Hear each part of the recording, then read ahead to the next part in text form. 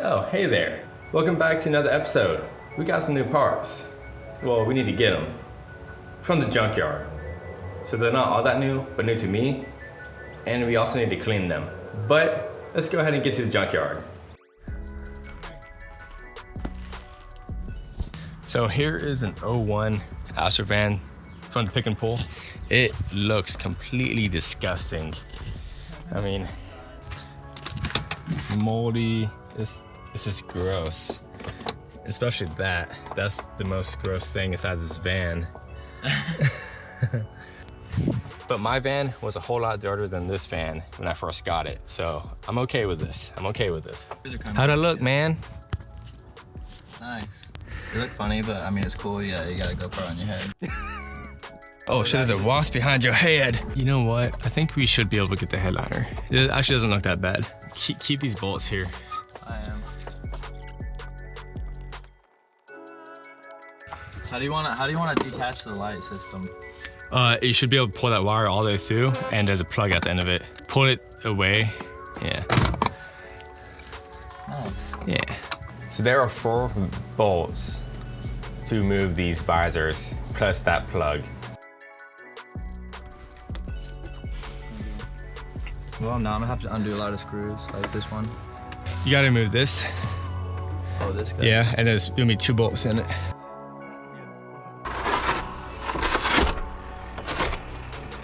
Removing the headliner is actually pretty easy. There you go. It's basically just remove those visors, get the plastic out of the way, and it comes right out. That's how you do that, huh? Mm-hmm. Cool. I am so happy I got this. Ta-da! Yeah. I need a star. What size? I just glanced at it. Medium? A medium? I'll say that's a medium, my definition. I see it. Nice. So I went ahead and removed that bolt on the doghouse, and Nick proceeded to go ahead and remove the 13mm bolt underneath the doghouse that holds the doghouse in place. But I'll definitely not be touching that seat at all this whole time. Yummy. I'm not gonna get that door panel. It's just, I'm not happy. Yeah, you keep shoving your face into gross shit. I kinda want this. No, I don't. Because of that. Wasp. Definitely just gonna leave that there. I'll give you a little trick.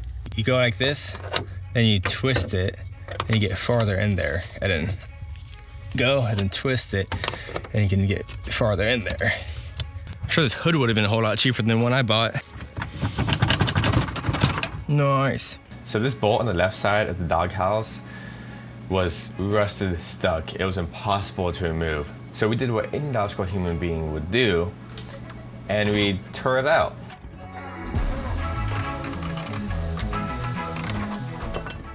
And with a little bit of magic, The radio back where it goes.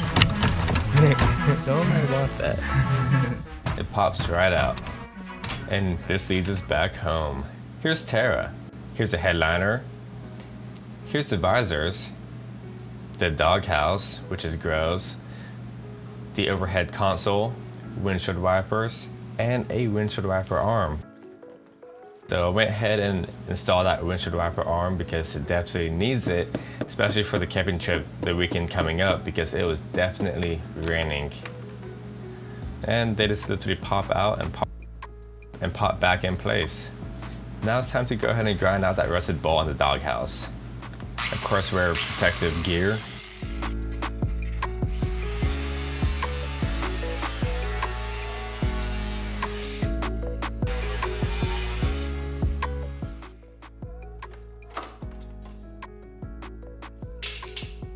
Pretty good job of not damaging the plastic. So that bolt is rust welded, so that's why we could not remove it. Here's the other piece, stripped. Then I went ahead and cleaned everything with Windex. Just kidding, it's actually Simple Green in a Windex bottle, in case you just didn't catch it. And the doghouse was so gross. I was going to try to clean this ashtray holder, then I realized that I don't smoke, so I removed it. And there's cockroach pieces like all around it. It was just so gross. And this doghouse actually cleaned up pretty nicely. I'm pretty surprised. Then I attached a mini wire brush to my drill bit and cleaned out the 12-volt socket holes because there was a bit of rust within them, and I just wanted them to have perfect contact. I went ahead and put some stop rust paint on the hinge because it was decently rusted out, and hopefully this will prevent it from rusting any further, and you won't see the paint whenever that tray is back in place. Then using the 4 Phillips, I reinstalled that tray into the doghouse, and it looks pretty nice. I then cleaned the overhead console, the visors, and it had a bail bond card in it, so that's interesting. Then went ahead and cleaned this headliner, which cleaned up pretty nicely. There's quite a few stains that the Simple Green picked right up. And no, I did not spray the Simple Green directly on the pieces. I sprayed on the rag and then wiped it all down. I obviously know what I'm doing. I mean, 100%. Oh, just kidding. Broke that by accident. Kill mat. So now I got some kill mat from Amazon.com, which I'll have a link down below if you want to check them out in the description. So just applied it over the engine cover to reduce the noise, and after already testing it out, it did a fantastic job. On using it just over the engine cover, it was a noticeable difference. And I will be doing the whole floor pan here pretty soon. Then I continued to test fit this doghouse just to make sure it fits this model, and which it should. And it does. And it actually looks pretty good in that spot. So as Tara continued to clean the front of the van, I went to figure out a way to install this doghouse, because the original way that this doghouse installs, it just can't install that way because I don't have the proper pieces. So instead, I use a studded rivet nut. So I had to widen the OEM holes and use this studded rivet nut gun and press in some studs in there, which worked pretty perfectly. And I did the other side.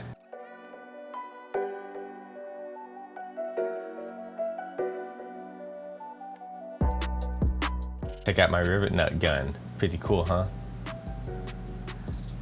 So as Tara cleaned the back of the van, we then had to go ahead and bend the brackets back into place because they were bent from the owner before me who moved the old doghouse. Taking my time with some patience, I slowly bent the brackets back in place.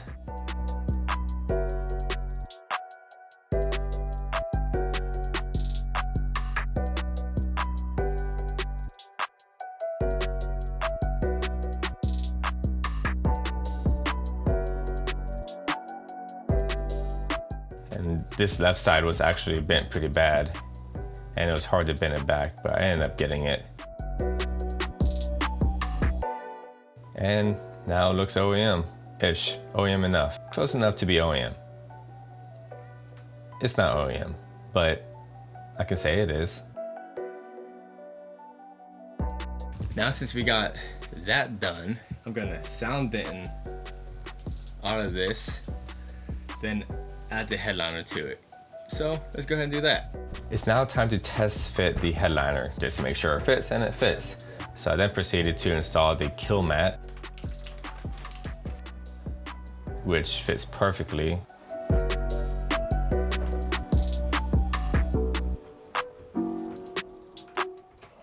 So I pressed them down with my fingers as I went.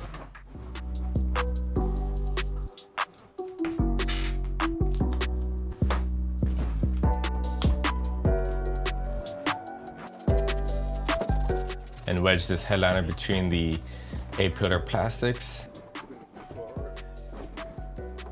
Put it into place. Looks good. I went ahead and tightened this left A-pillar cover.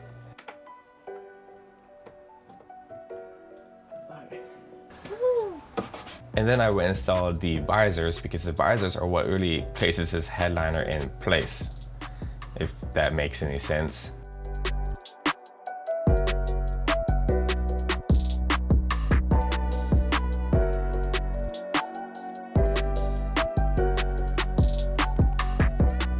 And don't I just look beautiful? Yeah. Went ahead and did the right side. And now did the overhead console, which I'm very happy it works properly. That light came right on. There's 2 bolts up front and 2 bolts in the back.